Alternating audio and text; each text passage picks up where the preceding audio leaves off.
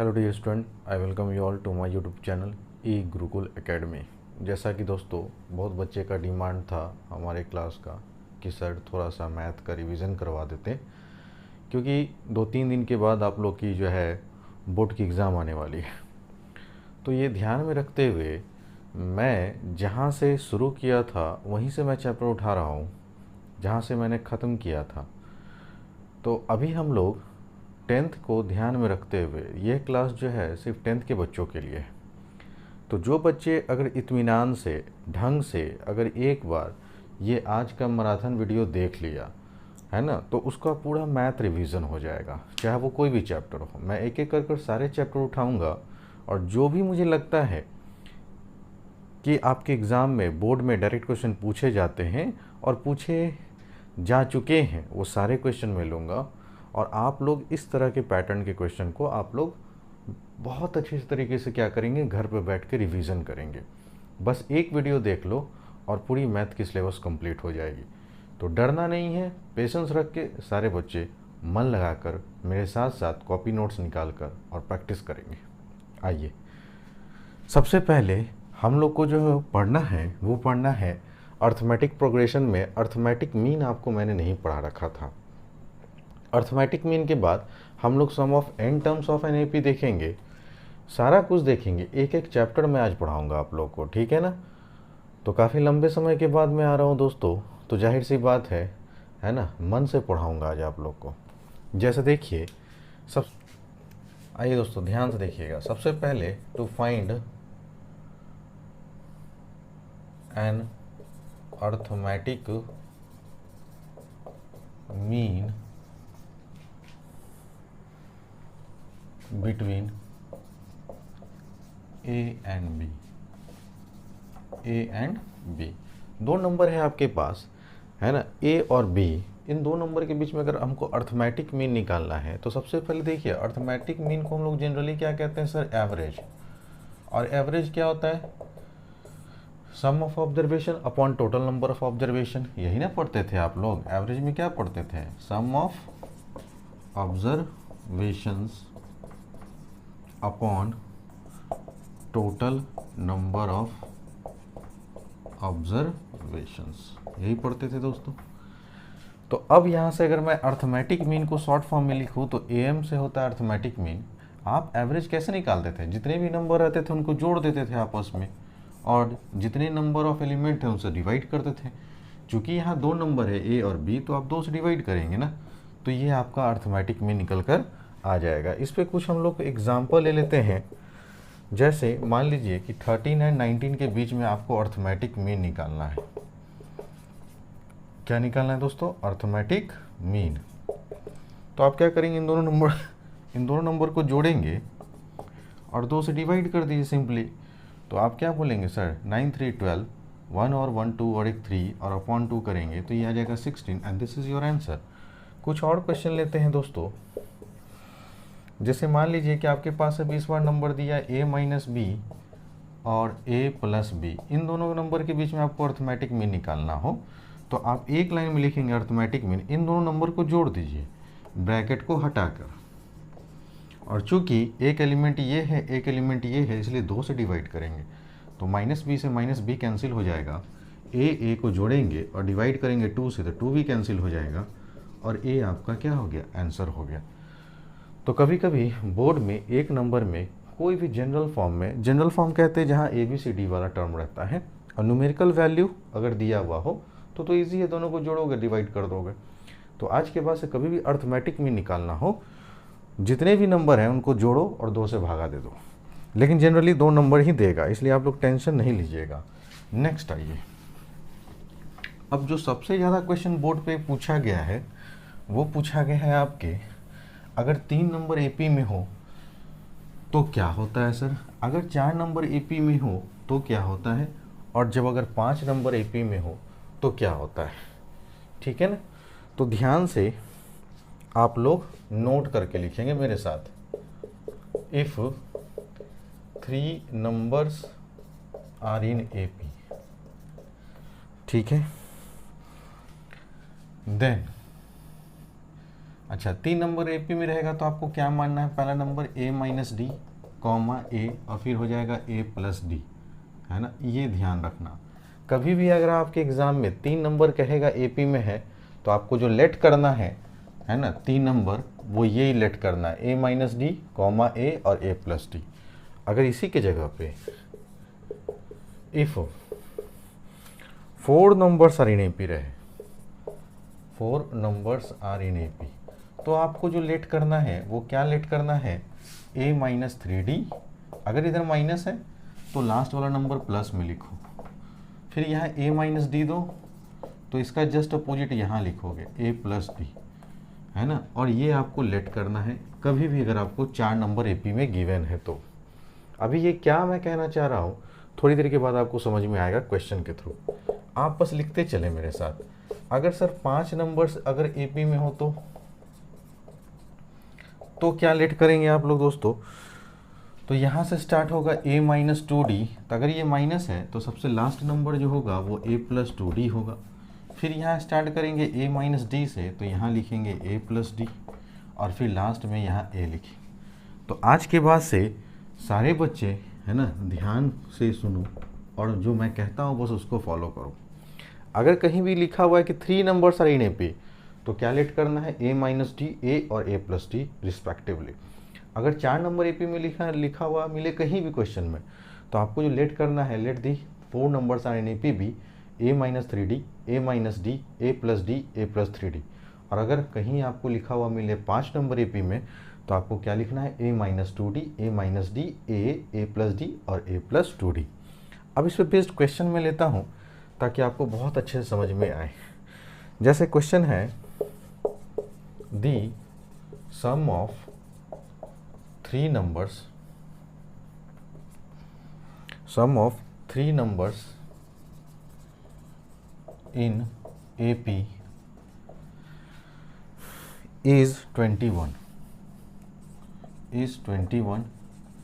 and their product, और इनका जो प्रोडक्ट दिया हुआ है दोस्तों वो दिया हुआ है 231। तो कहा गया आपसे फाइंड दी नंबर्स, आपको नंबर्स निकालने होंगे, ठीक है। तो इस तरह से बोर्ड में आपको क्वेश्चन लिखा हुआ मिलेगा, फाइंड दी नंबर्स, है ना। क्या बोला, सम ऑफ 3 नंबर्स इन एपी, देखो लिखा हुआ है 3 नंबर्स इन एपी। कभी भी 3 नंबर एपी में होता है तो हमने क्या बताया, क्या लेट करने के लिए, a minus D a plus D. तो आप यहाँ लेट करेंगे, सॉल्यूशन करेंगे मेरे साथ साथ। Let 3 numbers in AP be a minus D comma a and a plus D respectively. अब इतना करने के बाद अब आपको क्या करना है, अकॉर्डिंग टू क्वेश्चन, क्वेश्चन के अनुसार क्या कह रहा है दोस्तों, सम करना है ना इस तीनों नंबर का। क्या लिखा हुआ है, सम, सम माने होता है जोड़, ठीक है ना। तो सब नंबर को आप जोड़ दो, तो कॉमा हटाओ और सब जगह प्लस करो। तो मैंने ये नंबर और ये नंबर को ऐड किया और सम कितना दिया हुआ है 21, तो आपने सम 21 लिखा, ठीक है। अब जो कट रहा है काटो, तो डी से डी कट गया ना, ए कितना ए हो गया 3a बराबर 21। इससे कैंसिल आउट करोगे तो a बराबर तुम्हारा वैल्यू कितना निकल कर आ गया 7। अब देखो पूरे एपी में मैं हर बार आप लोग को एक ही बात बताता हूँ कि अगर पूरा एपी स्ट्रॉन्ग करना है तो आपको 2 ही चीज़ की रिक्वायरमेंट है, एक फर्स्ट टर्म जिसको हम लोग स्मॉल a से रिप्रेजेंट करते हैं और दूसरा कॉमन डिफरेंस जिसको d से रिप्रेजेंट करते हैं। तो पहला प्रायोरिटी क्या था सर, हम लोग कैलकुलेट करना a, तो हमने कैलकुलेट कर लिया। अब हमारा दूसरा प्रायोरिटी क्या होना चाहिए, कॉमन डिफरेंस माने d कैलकुलेट करना। उसके लिए आपको सेकंड स्टेटमेंट पढ़िए इस क्वेश्चन का, एंड के बाद लिखा हुआ है देयर प्रोडक्ट इज 231। तो नाउ अब क्या कह रहा है, इन सभी नंबर का प्रोडक्ट, तो a minus d into a plus d, इन दोनों का तीनों का प्रोडक्ट कितना दिया हुआ है, तो आप बोलेंगे सर 231, ठीक है ना। अब देखो बचपन में पढ़े होगे formula a minus d into a plus D, क्या होता है फार्मूला, तो आप बोलेंगे sir a square minus D square, और इसका a बराबर 231। अब a से गुना करने से पहले क्यों ना हम सर वैल्यू पुट कर दें, क्योंकि a का वैल्यू हमको मालूम है। अब यहाँ वैल्यू पुट करो तो ये हो जाएगा 7 का स्क्वायर माइनस का डी स्क्वायर इंटू 7 बराबर 231 होगा ना। अब बोलेंगे हाँ सर बिल्कुल, 7 से कैंसिल हो रहा है, काट दो, 7 3 ज़ा 21, 7 3 ज़ा 21। अब फाइनली आ गया 7 का स्क्वायर बोलोगे कितना 49 माइनस का डी स्क्वायर बराबर 33। अब इस डी स्क्वायर को उधर ले जाएंगे तो माइनस है तो पॉजिटिव हो जाएगा और 43 में से 49 क्या हो जाएगा, घट जाएगा ना दोस्तों। तो मैं यहाँ पे सॉल्व कर रहा हूँ, ध्यान देना, ठीक है ना।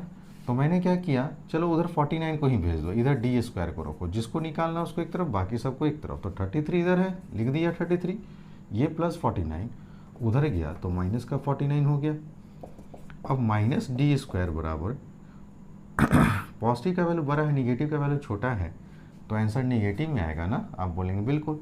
9 में से 3 जाएगा तो आप बोलेंगे 6, 4 में से 3 जाएगा तो आप बोलेंगे 1, माइनस से माइनस कैंसिल हो जाएगा और यहाँ से स्क्वायर हटाओगे तो यहाँ पे क्या दोगे, रूट दोगे, ठीक है। ध्यान देना, मैं इधर वाला मिटा रहा हूँ, ठीक है। अब देखो ध्यान से, मेरे पास क्या आया सर, फाइनली मेरे पास आया d का वैल्यू अंडर रूट क्या करोगे 16 करोगे। अब याद रखो जो मैं बात बोल रहा हूँ, कई लड़के यहाँ पे गलती करेंगे और यहाँ लिख देंगे 4, जो कि गलत होगा। ये एक डिग्री 2 का पावर है ना, अगर पावर 2 है तो नंबर ऑफ सॉल्यूशन भी 2 आएगा, क्योंकि क्वाड्रेटिक है और क्वाड्रेटिक मतलब डिग्री 2 और डिग्री 2 मतलब नंबर ऑफ सॉल्यूशन 2 होगा।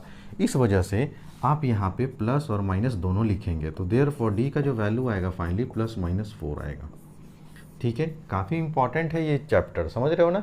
एक क्वेश्चन लेके चलो 3 नंबर में आ सकता है एग्जाम में। अब यहाँ पे केस 1 लेके चलेंगे। केस 1 में क्या लोगे, जब एक बार डी का वैल्यू पॉजिटिव ले लो +4, है ना, देन रिक्वायर्ड नंबर्स क्या क्या आएगा वो निकाल लेंगे हम लोग। रिक्वायर्ड नंबर, क्योंकि कह रहा था क्वेश्चन में find the numbers, find the numbers. तो पहला नंबर जो था वो था a माइनस डी ना। a का वैल्यू कितना कैलकुलेट किए थे, प्लस का 7। d का वैल्यू पॉजिटिव लेना है तो यहाँ प्लस लिखो, 7 में से 4 गया, क्या आया 3। दूसरा नंबर क्या था, a प्लस डी था ना दोस्तों, तो a का वैल्यू फिर से 7 प्लस 4 करोगे तो ये आ जाएगा 11, दूसरा नंबर। और तीसरा नंबर जो था वो तुम्हारा तो a ही था, ठीक है ना। तो a बराबर कितना आया था 7। तो इस तरह से आप रफ में कर लेना, रफ में करने के बाद आप डायरेक्ट लिखोगे 3 11 7, ठीक है ना। आर 3 7 एंड 11, चाहे यहाँ पे इसको हटाकर और ब्रैकेट में कर दो ये था आपका तीनों का तीनों नंबर, ये एक सेट का आंसर आया। अब आपको क्या करना है, केस सेकंड लेना है। आइए केस नंबर 2। केस नंबर 2 में लिखेंगे व्हेन डी का वैल्यू इस पर माइनस का 4 लो तो रिक्वायर्ड नंबर्स जो होगा वो क्या क्या निकल कर आएगा। रिक्वायर्ड नंबर्स आर, पहला था क्या दोस्तों, a माइनस डी था ना, इसको रफ में करो कैलकुलेट, ठीक है। a माइनस डी, a का वैल्यू तो 7 था, माइनस है तो माइनस दिए, लेकिन d का वैल्यू इस बार निगेटिव में -4 लोगे तो यहाँ -4 करोगे तो माइनस माइनस प्लस हो जाएगा, तो यहाँ से ये 11 आ जाएगा। तो पहला नंबर हमने कैलकुलेट किया सर 11 कॉमा, दूसरा नंबर a था जो कि तुम्हारा 7 ही था तो तुम 7 लिख दो, ठीक है। और तीसरा नंबर था a plus D. Sir a का वैल्यू तो आपने 7 निकाला था, d का वैल्यू -4 लेना है तो 7 प्लस माइनस माइनस, और 7 में से 4 जाएगा तो कितना आएगा दोस्तों 3, तो एक सेट ये बना, ठीक है ना। तो एग्ज़ाम में कभी भी आप लोग आंसर देंगे तो दोनों आंसर देंगे, फर्स्ट केस का भी और सेकंड केस का भी, ठीक है। यहाँ से देखना तुम ध्यान से कि ये इंक्रीजिंग ऑर्डर में जाएगा, और यहाँ से जब लिखना तो ये डिक्रीजिंग ऑर्डर में लिखना। उम्मीद करता हूँ सारे बच्चों को समझ में आ रहा होगा, है ना। So please write down.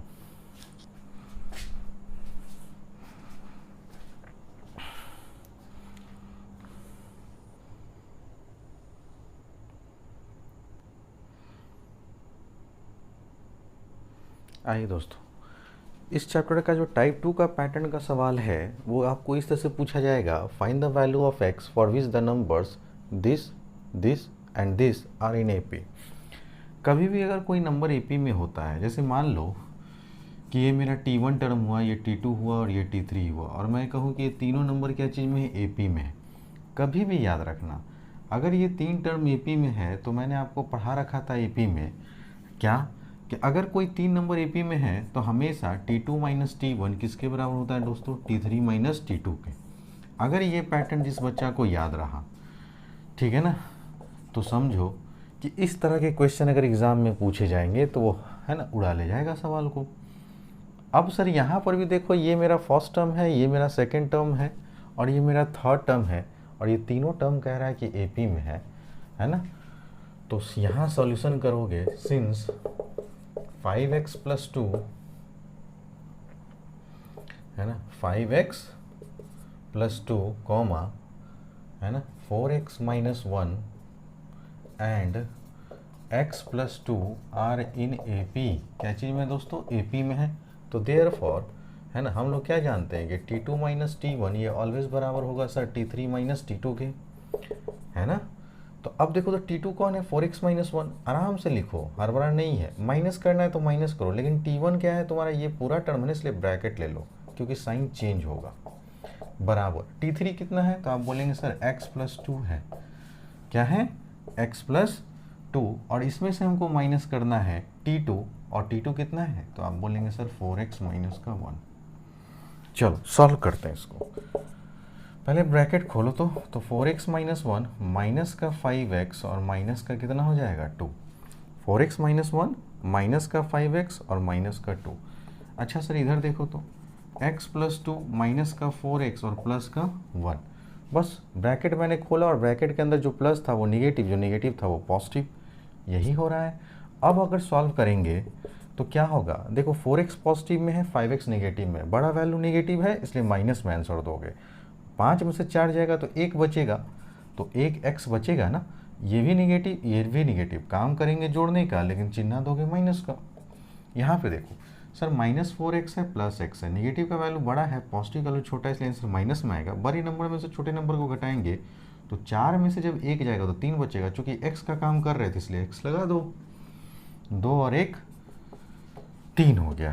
अब वेरिएबल को एक तरफ करो, ये माइनस 3x इधर आएगा तो प्लस का 3x हो जाएगा, और ये माइनस 3 जब उधर जाएगा तो प्लस का 3 हो जाएगा, और यहाँ से फिर से देखो पॉजिटिव का वैल्यू बड़ा है, निगेटिव का वैल्यू छोटा है, इसलिए आंसर प्लस में आएगा। बड़े नंबर में से छोटे नंबर को घटाएं तो 2 आया, चूंकि x को घटा रहे थे इसलिए x लगा दो, और इधर 3 3 या 6 कैंसिल करोगे तो फाइनली x का वैल्यू क्या आ गया 3, और यही आपका आंसर हो गया, है ना। तो इस तरह का पैटर्न काफ़ी इंपॉर्टेंट पैटर्न होता है। अब यहाँ से x कभी दे देगा, कभी y दे देगा, कभी a दे देगा, कभी b दे देगा, कभी k दे देगा, लेकिन पैटर्न वही पूछेगा, find the value of a, find the value of b, find the value of k, find the value of y if फलाना फलाना आर इन ए पी। उम्मीद करता हूँ सारे बच्चों को बहुत अच्छे से समझ में आ रहा होगा। आइए और कुछ क्वेश्चन देखते हैं, so please take your time.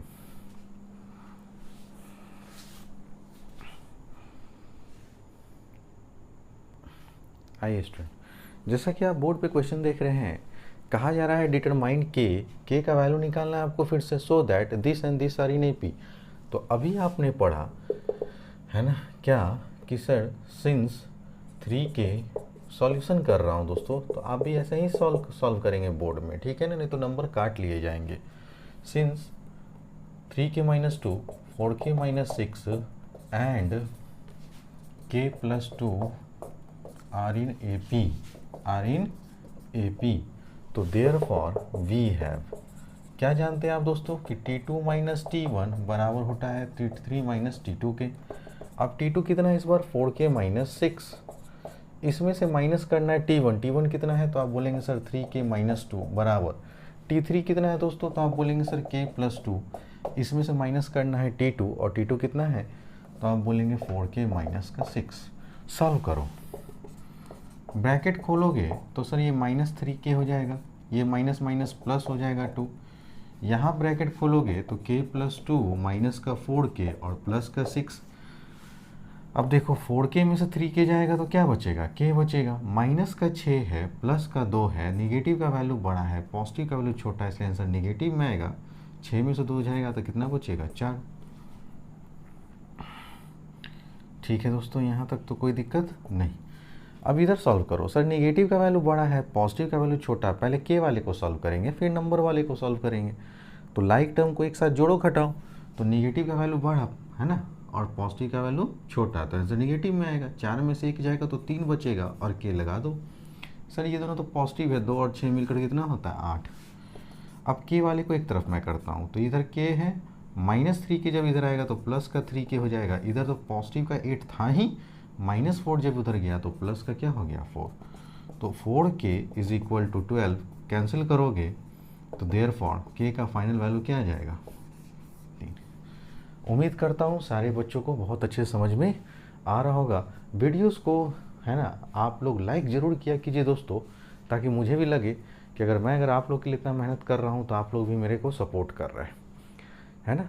और मेहनत करते हैं कोई भी दोस्तों, कोई भी, आप भी मेहनत कर रहे हैं, आप लोग का मेहनत दिखेगा बोर्ड पे कि कौन लड़का कितना मेहनत किया है, वो सारा उसका रिजल्ट आएगा 3 दिन के बाद जब वो एग्ज़ाम में, रियल एग्ज़ाम में बैठेगा तो।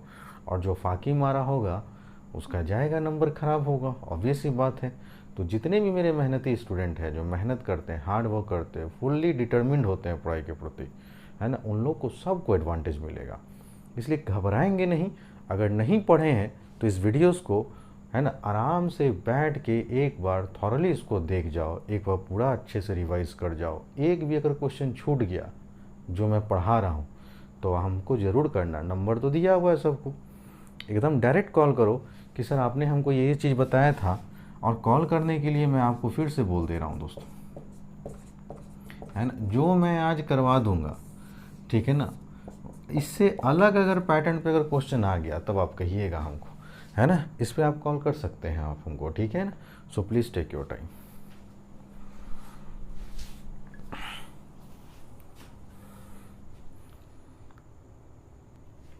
आइए स्टूडेंट, ठीक है, ध्यान से देखो। अब थोड़ा क्वेश्चन का लेवल बहुत अच्छा आ गया है, ठीक है ना। तो जैसे जैसे मैं आगे बढ़ूँगा ना, वैसे वैसे क्वेश्चन की लेवल भी बढ़ते चल जाएगी। अभी तक मैंने 2 पैटर्न डिस्कस किया था, ये तीसरा पैटर्न है, उसी पे बेस्ड है ना, अर्थमेटिक मीन पे। कहा जा रहा है सम ऑफ फर्स्ट, देखो फिर से आया ना, first 3 terms of an AP. और मैंने स्टार्टिंग में आपको लिखाया था कि व्हेनेवर, है ना, it is given that 3 terms are in AP or 4 terms are in AP or 5 terms are in AP, then what you have to let। तो हमने यहाँ पे let किया sir, let the first 3 terms of an AP be, पहला था A minus D, एकदम कंठ पे बैठा लेना, and A plus D respectively. ठीक है दोस्तों, अब आइए according to question. According to question क्या करा है कि सर पहले 3 टर्म का सम जो है वो कितना है 48, सब जगह कॉमा है, एंड है, हटाओ और प्लस दो, तो a minus D plus a plus D, ये बराबर 48। आप बोलेंगे सर d से d तो कैंसिल हो जाएगा, a 3a बराबर 48, 3a बराबर 48 कैंसिल करोगे 3 के टेबल से, तो फाइनली a का वैल्यू हो जाएगा 3 × 3 और 3 × 6 = 18। तो हमने सर a का वैल्यू कैलकुलेट कर लिया। अगर a का वैल्यू कैलकुलेट कर लिए हो तो अब तुम्हारा काम है कि सर d का वैल्यू कैलकुलेट करना। तो उसके लिए अब सेकंड स्टेटमेंट पढ़ो, कंडीशन क्या दे रहा है, if the product of first term exceeds 4 times the third term by कितना से 12। एकदम आराम से पढ़ना, डरना नहीं है, ठीक है ना। क्या बोल रहा है, if the product of first term exceed कर रहा है 4 times the third term by 12 से, प्रोडक्ट ऑफ फर्स्ट टर्म, ठीक है। तो फर्स्ट टर्म तुम्हारा क्या था a माइनस डी, तो कह रहा है if the product of first term exceed मतलब माइनस किससे, थर्ड टर्म कितना है दोस्तों 4 टाइम्स करना है थर्ड टर्म के, तो थर्ड टर्म तो मेरा यही ना था, बाई मैंने बराबर कितना से 12 से। एकदम आराम से इक्वेशन बनाए। हमने बता रखा है लीनियर इक्वेशन, जब हम आपको 2 वेरिएबल पढ़ा रहे थे तो एक्सीड मतलब होता है बड़ा वैल्यू, माइनस, तो ये जो पहला टर्म है ये ज़्यादा है किससे, प्रोडक्ट ऑफ, है ना, ये 4 टाइम्स द प्रोडक्ट ऑफ क्या जी थर्ड टर्म कितना से 12 से। तो हमने ये लिखा a minus D minus 4 times third term के एक्सीड कर रहा है 12 से कौन, पहला टर्म। अब इसको सॉल्व करो। Sir a minus D minus का 4a और माइनस का 4d बराबर 12।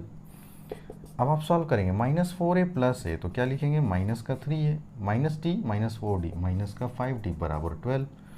अब a का वैल्यू पुट करो यहाँ पे, 16 है तो 16 पुट कर दिया हमने। अब यहाँ से आ जाएगा माइनस का 48 माइनस का 5d बराबर 12। अब ये -48 उधर जाएगा तो प्लस हो जाएगा ना दोस्तों, है ना। एकदम आराम से सॉल्व करो मेरे साथ साथ। तो इधर बचेगा लेफ्ट हैंड साइड -5d -48 जब उधर गया तो प्लस हो गया 48 माइनस का 5d इज इक्वल टू, दोनों को जोड़ दो तो जोड़ोगे तो कितना आएगा 60। अब 5 से जब कैंसिल करोगे -5 से, है ना, डिवाइड होगा ना -5 से, तो 12 बार में कैंसिल हो जाएगा। 12 25 60 होता है। जिन बच्चों को दिक्कत हो रहा है वहाँ मैं लिख दे रहा हूँ, 60 डिवाइड बाई 5 करोगे तो 5 1 5 5 2 12 तो कितना आ रहा है -12, वही तो मैंने यहाँ लिखा। अब सर आपको a मालूम है, d मालूम है, आपको क्या कहा गया, फाइंड द AP, तो रिक्वायर्ड AP लिख सकते हैं ना आप लोग आराम से, है ना। तो रिक्वायर्ड AP R, पहला टर्म कितना है 16, उसमें -12 करो तो कितना आएगा, 16 में से 12 जाएगा तो 4, फिर 4 में भी माइनस का 12 करो, ठीक है। जो भी कॉमन डिफरेंस आ रहा है माइनस करते चले जाओ, ऐड करते थे ना हम लोग, चूँकि ये माइनस में इसलिए माइनस करेंगे, तो माइनस से क्या आएगा 8, है ना। यही क्या था आपका दोस्तों आंसर था। उम्मीद करता हूँ सारे बच्चों को यह चैप्टर काफ़ी अच्छे तरीके से समझ में आ गया होगा। अब अगर मान लो इन केस अगर ज्योमेट्री में अगर ये क्वेश्चन रहता कि 4 नंबर AP में है ना, इस तरह से रहेगा, 4 नंबर क्या चीज़ में है, AP में है। किसी क्वाड्रिलेटरल के जो एंगल्स हैं, है ना, वो क्या चीज़ में है, AP में। अरे भाई क्वाड्रिलेटरल मतलब कितना एंगल की बात होती है, 4 एंगल्स की बात होती है, क्योंकि क्वाड्रिलेटरल में 4 वर्टेक्स होता है तो 4 एंगल बनता है। अगर ये AP में है तो पहला तुम मानोगे A, दूसरा क्या मानोगे A + 10। मान लो कि कहेगा कि भाई डिफरेंस 10 का है तो 10 10 लेके चलो, तो ये हो जाएगा A + 20 और ये हो जाएगा A + 30। अब सभी नंबर को जोड़ोगे और कितना से इक्वेट कर दोगे, 360 डिग्री से, क्योंकि सम ऑफ ऑल क्वाड्रिलेटरल्स कितना होता है 300, sum of all angles of a quadrilateral measures 360 degree, इसलिए सबको जोड़ना और 360 के बराबर करोगे तो A का वैल्यू निकलेगा, यहाँ डाले तो B एंगल निकला, यहाँ डाले तो C निकलेगा, यहाँ पुट करोगे तो D निकलेगा, यहाँ पुट करोगे तो एंगल A निकल जाएगा। तो इस तरह से भी क्वेश्चन अगर आते हैं एग्जाम में तो घबराएंगे नहीं, वहाँ डिफरेंस दिया हुआ रहेगा। अगर डिफरेंस 10 का है तो 10 लेके चलोगे, डिफरेंस अगर 20 का है तो 20 20 लेके चलोगे, अगर डिफरेंस 5 का रहेगा तो 5 10 15। समझ रहे हो दोस्तों। उम्मीद करता हूँ कि ये चैप्टर आपको काफ़ी अच्छे से समझ में आ गया होगा। आप लोग दबा के वीडियो पे लाइक करें दोस्तों, चूँकि 10th का एग्ज़ाम शायद 5 या 6 तारीख को है बोर्ड का, है ना। तो आप लोग घबराएंगे नहीं, आज 2 तारीख है, ठीक है ना। पहला वीडियो मेरा आएगा सुबह में 9 बजे, इसके जस्ट बाद 1 घंटे के बाद आपका वीडियो आएगा 11 बजे, फिर उसके, है ना, लगभग 1 घंटे के बाद 12 बजे करीब आपका तीसरा वीडियो आएगा, ठीक है ना। और इस तरह से देखेंगे कि आज के दिन में 10th का सिर्फ और सिर्फ 10th का ही वीडियो अपलोड होता चला जाएगा। तो इसलिए सारे बच्चे, है ना, जो हमसे जुड़े हुए हैं, और आप लोग भी जान रहे हैं जितने भी ट्राइबेक के बच्चे हैं कि मैंने आप लोग के लिए कितना कुछ कर दिया, बहुत अच्छे तरीके से मैं पढ़ाया हूँ आप लोग को, ऑफलाइन ऑनलाइन भी, ठीक है ना। समझ रहे हैं ना दोस्तों। तो जितने भी ट्राइबेक के बच्चे मुझे देख रहे हैं ना, है ना, तो वो वीडियो पे ज़रूर से ज़रूर लाइक करो, कमेंट करो, ताकि मुझे लगे कि हाँ भाई ये सारे बच्चे अभी तक, है ना, सिंसियर हैं और अच्छे से पढ़ रहे हैं, ठीक है ना। तो काफ़ी सपोर्ट किया है मैंने आप लोग बच्चों को, नहीं तो आप लोग का भी काम है सपोर्ट करना इस चैनल को, है ना, ताकि मैं जब तक आपका बोर्ड का एग्ज़ाम नहीं हो जाता है तब तक मैं आप लोग के साथ खड़ा रहूँगा, आप टेंशन नहीं लीजिएगा, ठीक है। अगर चैनल पे नए हैं तो चैनल को सब्सक्राइब जरूर करें, लाइक ज़रूर करें, कमेंट ज़रूर करें। थैंक्स फॉर वॉचिंग दोस्तों।